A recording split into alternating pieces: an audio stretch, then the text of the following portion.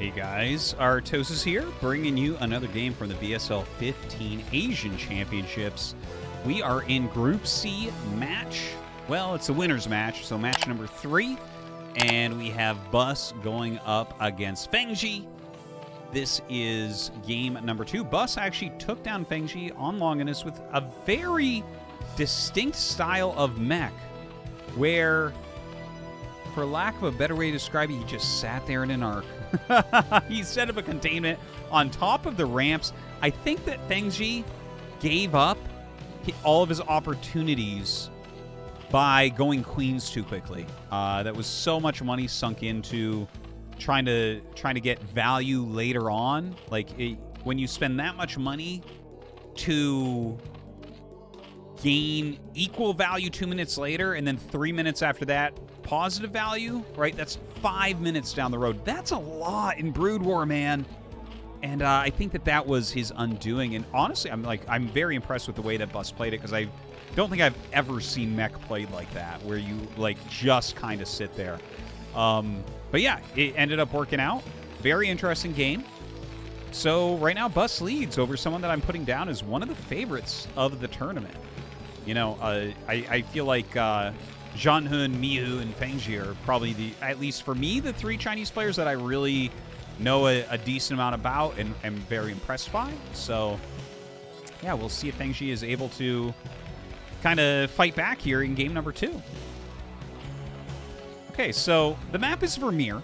This is a map that is in ASL. It's a very popular map right now. This is actually, maps like this are, I think, they could be a big part of the future of StarCraft 1.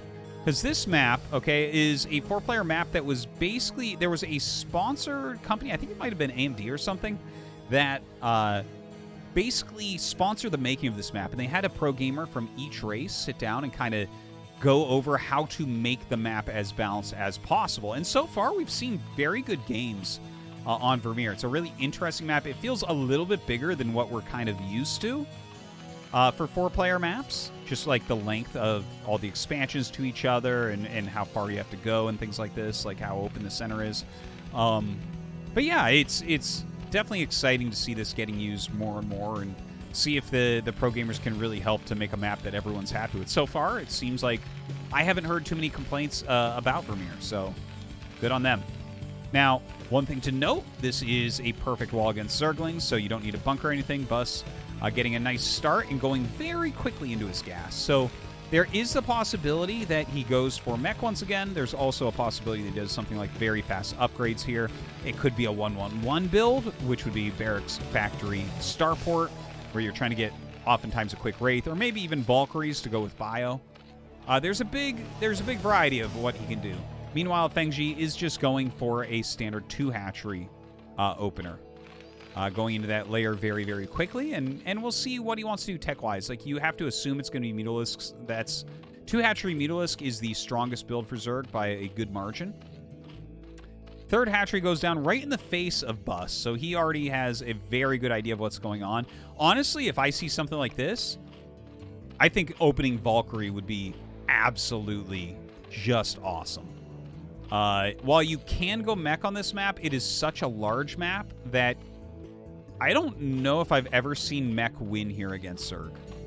I haven't seen mech here that many times. It's just mech is a little bit slow, and when you get a map of this size, it's like the amount of bases that are around Zerg just keeps expanding, and it's very hard for the mech units to actually go around and kill everything. So, yeah, I would say based on the opening he's done here, I would really like to see a Valkyrie rush. And again, you know, with that 3rd hatchery, I guess I should probably explain why I would say that, right? Like, 3rd hatchery gives you slightly higher economy as Zerg here on 2 base, as opposed to, like, if you make a 3rd over here, obviously you're getting a high economy with that as well, but generally that's a little bit more aggressive. Like, you're sucking up gas really, really quickly there. But here, like, I think if you just go into Valkyrie, you're basically making it so the Mutalisks are not going to get anything done. And then the 3rd base is going to be harder for Fengzi to take, because you're going to be able to field your army a little bit quicker.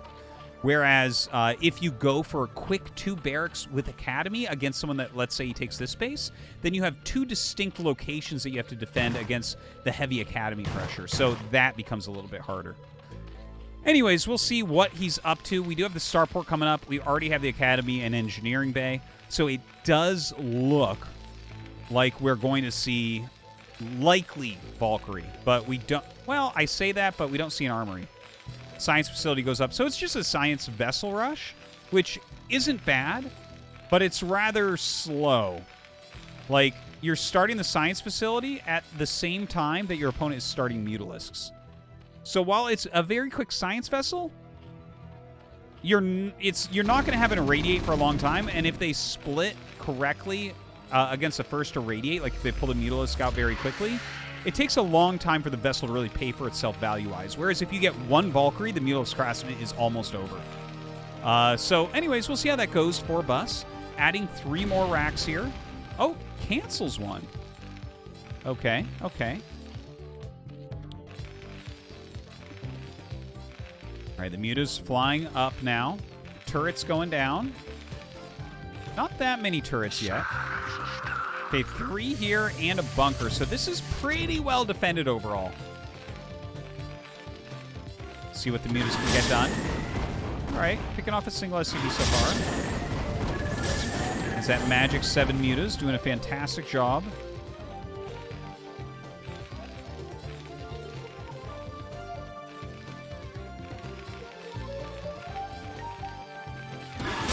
Coming in for a bit more harassment. Oh, actually dives on the turret there and then just flies out. That first science vessel is on the way. Irradiate being researched as well. It does take about 30 seconds after that science vessel comes out to get the first irradiate to have enough energy. Now the Mutas getting a couple more. So far, the Mutalisk Craftsman I think has been pretty strong.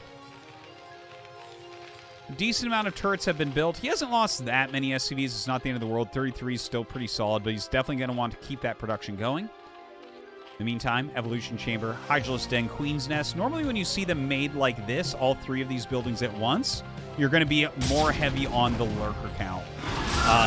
Whereas if you skip the Evolution Chamber and go very quickly into both of these, you basically are depending upon Defiler to save you, whereas here you're more likely to be depending upon a higher number of Lurkers, so Terran just can't break you. Third base being taken way far away. You can see just how far away. Look at the mini-map that this base is from the Terran. Very hard for Bus to get down there and attack. So a nice location here for Fengzi's third. Additional barracks being made. And he does have that 1 science vessel almost up to an irradiate. You can see just how long that takes. We're going to have it just around 8 minutes. And, oh, he gets a middle one. Beautifully done. Dude, that was a sick split. Oh, my God. I was just about to really praise Bus, because there's actually a certain way you try to click to get one of the Mutalisks, like, in the middle. And if you can get one, it's a lot harder. Like, if you get the one on the top, every Zerg in the world can just be like, click, boop, and move it out of the way. But the middle ones are very difficult. That was a slick pull away there by Fengzi, though. He didn't even split them. He just grabbed the one out of the center. Really beautiful by both sides. And what Fengzi did there was harder than what Bus did. So big props, big props. That was awesome.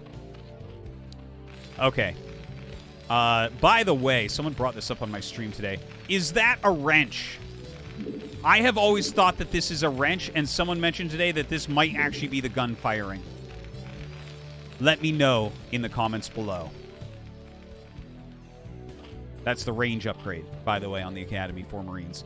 Okay, so let's take a look at these Lurker counts. We have... Actually, it's not as high of Lurkers as I was expecting. You know, the general rules that I talk about, like the timings of the buildings and what they mean...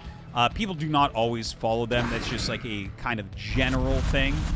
But the 4 Lurkers, bro, it's not that many. This is kind of a scary push, honestly. Oh, my God. Oh, he gets the vessel. Very well done using the AI against the Marines there. Mulus having higher targeting priority. So keeping them there, taking more damage, but gets that vessel. All right, burrows these Lurkers, just pulls back against the siege. Beautifully executed once again from Fengzi. But Bus's attack is scary. We just don't have a big standing army right now. Defiler Mound is coming, but it's not super fast. Lings and Mutas going around, maybe to catch reinforcements. Okay, the Marines just spread and stim to pick off these Lurkers really quickly. Reinforcements coming down now as well. I think that Bus might just kill him here. Like, I think Fengzi was maybe a little bit too greedy. Oh my god, the Lurker's just popping absolutely everywhere. Now, this flank comes in, but is it correctly timed? The Radiate goes down on a Mutalisk here, and everything gets completely shredded. Trying to morph a few more Lurkers, pulls this one back towards the Sunken Colony. Oh, another great pickoff there as well. Couple Lurkers on the side, getting some of the reinforcements. It seems like Fengzi may just barely hold this push. Right? I think just barely. Oh, maybe not. Maybe not. So many units are coming down right now. All right, runs up and burrows on the Siege Tank, picks that off. Oh my god, another Lurker picked off as well. Bus is pressured, doing a fantastic job. Doesn't seem like Fengzi is going to have any real chance to recover from this one.